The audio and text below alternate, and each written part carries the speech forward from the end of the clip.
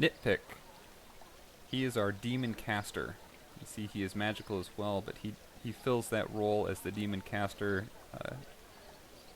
He accordingly is a fire element that seems to be fitting for him. Very easily farmable in the early levels. See, even unintentionally, I'm working him up fairly quickly, just collecting through as when I'm going through other quests and things, so it's very easy to level up his star level quickly.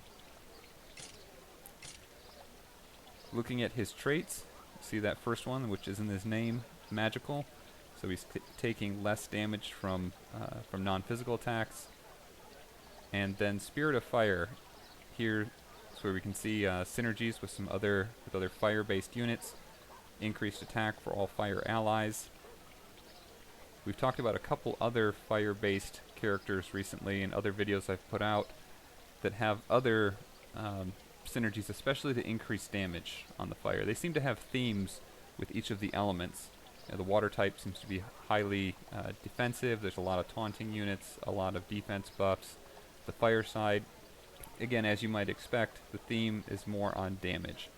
There's the 1.5 times multiplier for any burning unit that Squinch has. Manglejaw's got some benefits for fire units as well.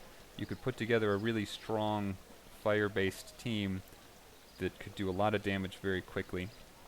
If we look at his attack, again, he's a caster, so these traits are fairly common for him. Relatively low attack, relatively low defense, surprisingly low skill, and low health as well. Low crit chance, and that regular fire resist. He's got his basic attack here, and Meteor Storm. And this is an interesting magic attack. He's going to get to attack the entire other team, all enemies this is level 1, so moderate base damage, and a chance to burn the whole team. And that would be a great... Burn is a relatively effective status effect, especially because it does a lot of damage over time.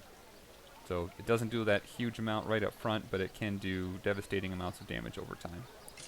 Let's look at his next ascension. He gets Savage Slash, so he's going to do 2 attacks, so that's a relatively low base damage, but it gets multiplied by 2, obviously. And then this Grill Master, so chance to burn on any crit. And this is a very easy ascension to get to. You can see I've got all the stuff for it already.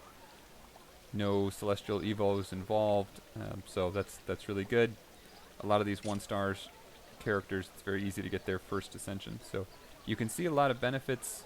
Either there are some characters that boost caster damage as well, but primarily you could see groups that are fire-based groups, because you get things like that time and a half multiplier, and there are some other skills as well that can really go a long ways to do high damage very quickly.